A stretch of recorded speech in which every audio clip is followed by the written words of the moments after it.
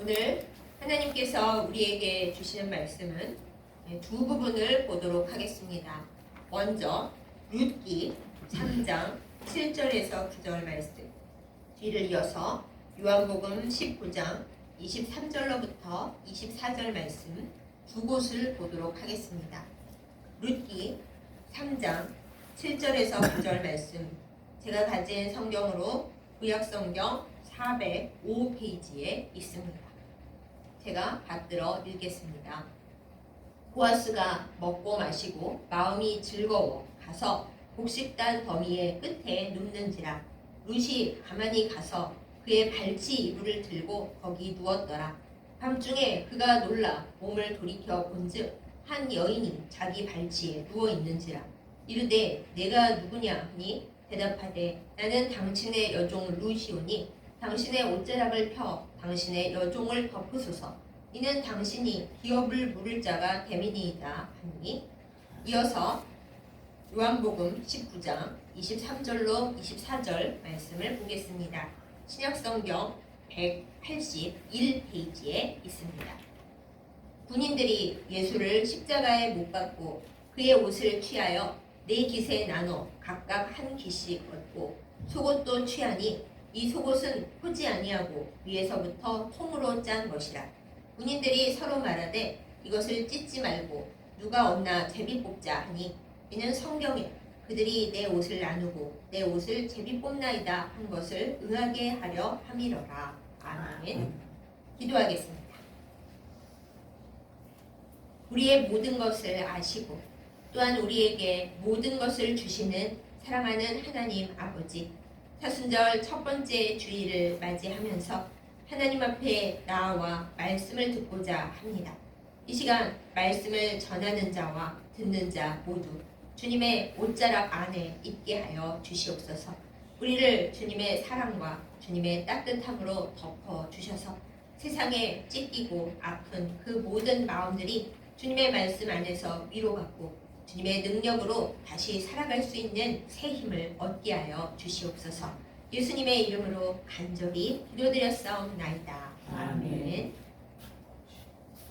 우리가 아무 옷이나 입고 다니는 것 같지만은 이 세상에는 정확히 딱 맞는 옷이 아니면 절대 들어갈 수 없는 곳들이 있습니다. 예를 들어서 미국의 영화제 시상식을 보면은 남자들은 다 나비 넥타이에 양복 정장을 입어야만 그 안에 들어갈 수가 있습니다. 여자들의 경우는 더 복잡한 것이 아름다운 드레스를 차려 입어야만 그 안에 들어갈 수가 있습니다. 몇 년 전에 우리나라의 영화 잡지 기자가 기사를 쓰기 위해서 그 안에 초청받아서 들어가야 되는데 그 기자는 기자니까 뭐 옷을 그렇게 정장을 차려입을 필요가 없다 이렇게 생각을 했답니다. 그래서 들어가려고 문 앞에 딱 서서 나는 기자니까 예쁜 정장을 차려입을 이유가 없다 이렇게 말을 했더니 그 문을 지키는 영화제 담당자가 말을 했대요. 이 안에 들어가려면은 아무리 기자라고 하더라도 영화배우가 아니라고 하더라도 다 양복 정장과 드레스를 갖춰 입어야만 들어갈 수가 있지 기자라고 카메라 들었다고 해서 아무 옷이나 입고 들어갈 수가 없다 이렇게 딱 잘라 말을 했답니다.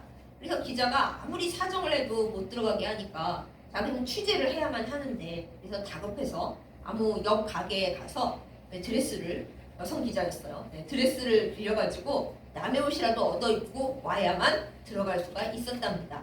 속으로 되게 욕을 했대요. 무슨 영화제 시상식을 하는데 기자한테도 뭐 옷을 이렇게 드레스 코드를 맞춰 입으라고 하나 진짜 짜증난다 이렇게 생각을 했지만 뭐 어쩌겠습니까? 주최 측에서 그 옷을 안 입으면 못 들어가게 한다는데 정말 안 되면 남의 옷이라도 빌려 입고 와야 들어갈 수 있다 한다는데 어쩌겠어요. 그래서 그 기자가 결국에는 남의 드레스를 빌려다가 입고 간신히 들어갈 수 있었다 이런 얘기가 있습니다. 그뿐이겠습니까? 그거 외에도 우리가 소위 그 드레스 코드를 맞춰야만 들어갈 수 있는 곳들이 많이 있습니다. 요즘은 우리나라에서도 뭐 중대한 파티를 하거나 모임을 할 때 초청장에다가 아예 그날 입어야 할 옷을 어떤 색깔에 어떤 스타일을 맞춰 입고 와야 들어올 수 있다고 이렇게 적어 보낸다고 합니다. 이것을 우리가 드레스 코드라고 해요. 나는 내 마음대로 입을 거야 하고 갔다가는 창피를 당하거나 혹시 들어갈 수는 있다 하더라도 뻘쭘하죠. 근데 우리는 이것을 성경에서부터 이미 알 수가 있습니다. 예수님께서 해주신 여러 가지 비유 말씀 중에 어린 양의 혼인잔치, 어느 임금이 아들을 위하여 연 혼인잔치의 비유가 있습니다. 그 비유의 끝부분에 보면은 이 왕이 거리에 나가서 어떤 사람이든지 다 불러오라고 종들에게 얘기를 합니다. 그런데 어떤 사람이든지 파티에 올 수는 있었는데 그 파티에 들어가려면 드레스 코드가 있었어요. 바로 왕이 제공하는 흰 예복, 하얀 예복, 하얀 가운을 입어야만 잔치 자리에 들어갈 수가 있었죠. 그 왕은 옷도 네가 알아서 입고 와라 이러지 아니하고 다 줬습니다. 하얀 예복을 주고서 이 옷을 입어야만 이 혼인잔치 안에 들어갈 수가 있다 이렇게 얘기를 했어요. 그런데 왕이 그 혼인잔치 자리에 가보니까 드레스 코드인 하얀 예복을 주기까지 해서 다 입혀서 들어가라고 했는데 어떤 사람이 드레스 코드를 어기고 심지어 주기까지 했는데도 흰 예복을 입지 않고 그냥 떡하니 앉아 있는 거예요. 그런데 이거 분명히 성경 말씀에 있습니다. 왕이 그 하얀 예복을 입지 않은 자, 드레스 코드를 어긴 자를 이 잔치 자리에서 내어 쫓으라 이렇게 말을 했어요. 우리 생각에 아니 모르고 그럴 수도 있는데 그때라도 이렇게 옷을 주면 되지 않을까요? 맞는 말씀이긴 한데 이미 기회를 한번 줬어요. 옷을 이미 줬고 드레스 코드 다 알고 있고 옆 사람들이 다 입고 있으면 이거 입어야 되나요? 저 안 입고 있는데 어떻게 지금이라도 입을까요? 그러는 게 인지상정이죠. 그런데 그 사람은 그렇게 안 했었고 결국에는 혼인잔치 자리에서 드레스 코드 안 지켜서 쫓겨난 그런 사람이 있습니다. 여러분 제가 지어낸 얘기가 아니고 무려 예수님께서 해주신 비유 말씀에 있어요. 그러니 우리는 옷을 그냥 아무렇게나 입어도 된다고 생각하지만은 그렇지 않다는 것을 깨닫게 됩니다. 또한 하나님 나라에서 그리고 예수님께서 우리에게 주시는 말씀 가운데서 우리가 입는 옷이 영적으로도 얼마나 중요한 것인가 이것을 생각하게 됩니다. 오늘은 우리가 말씀을 나누면서 이 옷에 대한 이야기를 하려고 합니다. 먼저 이제 제가 이 드레스 코드 얘기에서 조금 빗나가서 딴 얘기를 하겠습니다. 이거 좀 어떻게 보면 야한 이야기이기는 한데 서양에서나 또한 요즘의 이쪽 동양권 문화에서도 여인이 남자의 옷을 자기 몸에 걸치면은 나는 이 남자와 깊은 사이이고 이 남자와 함께하는 여자입니다. 이런 뜻을 은밀히 품고 있다고 해요. 특히 옷에 바로 닿는 옷들이죠. 남자의 드레스 셔츠, 와이 셔츠라든가 티셔츠라든가 그런 옷들. 그런 옷들을 여인이 내 옷이 아닌데 그 남자의 옷을 내 살에 닿게 이렇게 입으면은 나는 이 남자와 매우 깊은 관계가 있는 여자입니다. 라는 것을 다른 사람에게나 혹은 그 남자에게나 표현하는 것이라고 해요. 여러분께서 어우 야해라 이러실지 모르겠지만 이것 또한 성경에 그 근거가 다 있습니다. 오늘 우리가 나눈 말씀 중에 첫 번째 나눈 말씀 룻기 3장을 우리가 기억해 봅니다. 룻이 시어머니 나오미와 함께 이 이스라엘의 베들레헴에 돌아왔을 때 이 여인을 굉장히 아껴주고 불쌍히 여기고 잘 챙겨준 먼 친족 보아스가 있습니다. 성경 학자들이 연구하기로는 보아스는 이때 아마 나이가 굉장히 많았을 것이고 부인과 사별을 해서 혼자였을 것 같고 아마도 자식도 없었던 것 같다 이렇게 추측을 합니다. 그런데 이 보아스가 아시다시피 굉장히 부자예요. 그러니까 나오미가 생각을 하기를 이스라엘 법에 따라서 그 사람은 자식이 없고 또한 가까운 친족이고 또 룻도 가보고 하니까 기업 물을 자가 되어서 룻을 돌보아주고 자손을 이어가게 하고 하는데 보아스가 매우 적합한 거예요. 그렇다고 뭐 요즘처럼 만나서 우리 사귀시다 이럴 수 있는 사회도 아닌 거죠. 그래서 시어머니 나오미가 룻을 보아스를 만나서 마땅히 행해야 할 일들을 청하기 위해서 이제 얘기를 합니다. 추수를 다 마치고 타작 마당에 가서 이제 밤에 거기서 잘 때에 네가 잘 들어가서 발치 이불을 들고 누워 있다가 너 여기 왜 있냐 그럴 때는 이러쿵저러쿵하게 말해라 이렇게 얘기를 해요. 룻이 굉장히 시어머니 나오미의 말을 잘 듣는 며느리였기 때문에 시어머니께서 시키시는 대로 그 밤에 타작 마당에 들어가서 보아스의 발치 이불을 들고 거기 누워 있다가 새벽인지 밤중인지는 알 수 없지만 보아스가 자다가 깨서 보니까 웬 여자가 발치에 있는 거예요. 얼마나 놀랬겠어요. 네 그런 남자가 아닌데 이게 웬일이야 뭐 이랬겠죠. 그래서 너 누구냐 그러니까 나는 당신의 여종 룻인데 당신의 옷자락을 펴서 당신의 여종을 덮으소서 이렇게 좀 멋있는데 센 고백을 하는 겁니다. 이때 나오죠. 당신의 옷자락을 펴서 당신의 여종을 덮으라 라는 거는 이제 나는 당신의 여자가 될 준비와 각오가 되어 있으니 나를 당신의 여자로 삼아달라, 아내로 삼아달라 라는 고백을 룻이 보아스에게 하는 겁니다. 우리가 오늘 읽지 않은 그 다음 말씀을 보면 보아스가 이제 룻에 대해서 네가 젊은 남자에게 그렇게 가지 아니하고 나이가 들었지만 나에게 와 줘서 고맙다 이렇게 하는 내용이 그 뒤에 나와요. 그러니까 성경 말씀을 봐도 그 옷자락으로 여자를 덮는다는 것, 그거는 굉장히 깊고 친밀한 특별한 의미가 있다는 것을 우리가 알 수 있죠. 이것을 성경에서 얘기를 할 때 옷을 서로 나눠 가지고 특별히 남자가 여자에게 자기의 옷을 덮거나 입힌다는 것은 아주 보통 관계가 아니라는 것을 뜻하는구나 하는 것을 알 수가 있습니다. 그런데 여러분, 이 놀라운 일을 예수님께서 바로 우리에게 해 주셨습니다. 예수님은 우리에게 예수님의 옷을 입혀서 우리가 하나님 나라에 들어갈 수 있도록 드레스 코드를 맞춰서 하얀 예복을 주심과 더불어서 우리에게 그 옷을 입히시겠다고 어디 남의 거 구에다가 입히신 거 아니에요. 어디 내가 헌옷이 많으니까 너 하나 입어라 이렇게 던져주신 거 아니에요. 예수님은 어떻게 하셨냐 하면 예수님께서 입고 계시던 그 옷을 벗어서 우리에게 입혀주시느라 예수님은 벌거벗는 수치를 대신 당하실 정도로 그렇게 예수님의 옷을 우리에게 내어주셨습니다. 우리가 함께 나눈 말씀의 두 번째 본문을 생각합니다. 로마 군병들이 예수님을 십자가에 못 박으면서 예수님의 옷을 죄다 벗겼습니다. 우리는 예수님의 품위를 지켜드리겠다고 성화나 여러 가지 조각이나 보면은 적어도 예수님께 속옷은 입혀서 나오잖아요. 그런데 그 당시에 십자가형을 당하는 죄수들에게 속옷 안 입혔습니다. 그래서 예수님은 그야말로 속옷 한 벌 입지 못하시고 완전히 벌거 벗겨지신 채로 모든 수치를 당하셨어요. 그야말로 벌거벗은 수치를 당하신 거죠. 왜요? 예수님 옷을 우리에게 입히시기 위해 그렇게 하셨습니다. 또 로마 군병들이 예수님의 옷을 제비 뽑아 나눴어요. 오늘 말씀에 있는데 구약 성경에 있는 말씀을 이루어지게 하려고 그러셨다. 맞는 말씀이긴 한데 그 모든 옷을 우리에게 내어주신 거죠. 로마 군병들은 자기가 이제 사형당하는 죄수의 옷을 나눠 가졌다 이렇게 생각했지만 거기에는 하나님의 아주 깊은 속뜻이 있었던 겁니다. 예수님의 옷을 이 세상에 옷이 없어서 드레스 코드가 안 맞아서 하나님 나라에 들어갈 수 없는 벌거벗은 수치를 당하고 지옥으로 쫓겨갈 수밖에 없는 우리를 하나님께서 다시 살리시려고 드레스 코드를 맞춰서 하나님 나라에 들어오게 하시려고 사랑하는 독생자 예수 그리스도의 옷을 몽땅 벗겨서 예수님이 원래 우리가 받아야 할 벌거벗은 수치를 대신 다 당하시고 예수님 옷은 우리에게 입히셨다라는 그 깊은 뜻이 있는 거예요. 로마 군병들은 그 우리들의 대표자였습니다.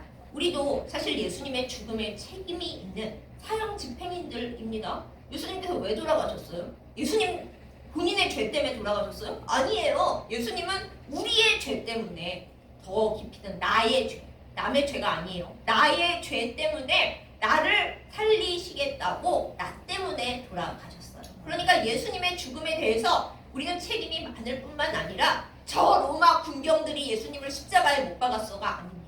우리가 그 로마 군병이고 우리가 그 예수님의 사형 집행인들 중에 하나인 거죠. 우리도 로마 군인들처럼 예수님의 옷을 제비 뽑아 가진 사람이고 예수님의 속옷을 가진 사람이고 예수님의 겉옷을 찢어서 나눠 가진 사람들 중에 하나예요. 그런데 그게 예수님께 너무 죄송하고 저는 그러지 말았어야 했습니다 인가요? 아니에요. 예수님은 얘들아 내가 너희에게 내 옷을 각각 나눠서 조각으로 나눠 입히는 거 아니야. 나의 옷을 너희들 각자에게 입히려고 내가 내 옷을 벗었어. 너희는 벌거벗은 수치 때문에 숨고 내 앞에 안 나오고 이 다음에 하나님 나라에도 갈 수 없었지만은 옷이 없어서 못 들어가고 그 옷을 줄 사람도 없고 그랬지만은 내가 내 옷을 다 벗어서 너희에게 입히고 너희의 그 옷 벗은 수치는 내가 대신 다 가져갔어. 그러니 너희는 이 옷을 받아 입고 아버지 나라에 같이 들어가자. 이것이 예수님께서 우리에게 해주신 일입니다. 당신의 옷으로 예수님의 옷으로 우리를 덮어주셨기 때문에 우리는 이 세상에서 방황하는 과부와 고아가 아니라 예수님의 옷자락으로 우리를 덮어서 예수님의 사람들, 어린 양의 신부로 만들어 주셨기 때문에 우리는 주님 앞에 나아갈 수가 있게 된 것입니다. 보아스가 룻을 그날 밤에 옷자락으로 덮지 않았습니다. 여러 가지 법을 따지느라고 절차를 밟아서 다 다음에 룻을 아내로 데려왔어요. 예수님께서도 이 세상의 모든 질서 가운데 우리가 갈 곳이 없고 천국에 못 가고 지옥밖에는 떨어질 수밖에 없는 그런 사람들인 우리에게 예수님께서 스스로 목숨을 내던지시고 스스로 벌거벗은 수치를 당하시면서 그 당신의 옷자락을 펴서 우리를 덮어주셨습니다. 그래서 우리가 예수님의 사람이 되어 그 누구보다도 친밀한 사람이 되어 하나님 앞에 나아갈 수가 있게 된 것입니다. 예수님의 옷이 어떤 의미가 있는지 이제 아실 수가 있게 된 거죠. 그런데 이 내용이 창세기부터 이미 시작이 됩니다. 아담과 하와가 에덴 동산에 하나님과 더불어 살 때에는 벌거벗고 다녔지만 그게 부끄러운 일이라고 생각을 안 했어요. 그게 죄가 아니었거든요. 그냥 다른 동물들도 다 벗고 사는데 아무런 마음에 꺼리낌이 없었어요. 그런데 하나님께서 절대 먹으면 안 된다, 너희 죽는다 하신 그 선악을 알게 하는 나무 실과를 따먹은 후에 그들에게 제일 처음 찾아온 문제는 멀쩡하게 잘 있던 것이 갑자기 수치스러워졌다는 거예요. 어머, 우리 왜 벗고 있지? 이렇게 부끄러울 수가 하면서 되지도 않는 무화과 나무 이파리를 엮어서 치마를 해 입었어요. 저 진짜 궁금한 게 개인적으로 그때 하와는 위에도 가렸을까? 그게 정말 궁금한데 알 길이 없고 아무튼 그들이 무화과 나무 잎을 엮어서 치마를 해 입었는데 여러분 무화과 나무 이파리로 무슨 옷을 만들어요? 그게 옷일 수가 없습니다. 그래도 간신히 어떻게 해가지고 숨어 있는데 하나님이 뻔히 아시면서 오셨죠. 그래서 아담아 네가 어디 있느냐? 그랬더니 무섭고 부끄러워서 숨었대요. 치마 해 입고 나무 뒤에 숨었대요. 그게 뭔 소리입니까? 그래서 하나님께서 이러다가는 얘들이 영원히 큰일 나겠다 하고 생명나무 실과를 죄 있는 상태에서 먹으면 안 되니까 에덴 동산에서 내보내시면서 그때 하나님이 어떻게 하셨어요? 옷을 해 입히셨어요. 무슨 옷을? 나무 이파리 옷 아니고 아무 죄 없는 어린 양을 잡으셔서 그 가죽을 벗겨서 가죽 옷을 해 입히셨어요. 에덴 동산에서 쫓겨났다고 하나님이 영원히 아담과 하와를 미워하시고 너네 다시는 안 봐 이러신 게 아니라 아무 죄 없는 어린 양을 죽여서 가죽 옷을 해 입히시면서 너희가 그렇게 죄 때문에 힘들어하고 그렇게 부끄러워하니까 내가 지금은 어린 양의 가죽으로 옷을 해 입혀서 보내지만은 이 다음에 진짜 어린 양 하나님의 어린 양이신 독생자 예수 그리스도께서 죽음을 당하심으로 말미암아 영원히 다시 하나님 나라로 돌아올 수 있는 진짜 옷을 내가 해 입힐게 라는 것의 징조로서 약속으로서 이미 창세기에서 해 입히신 거죠.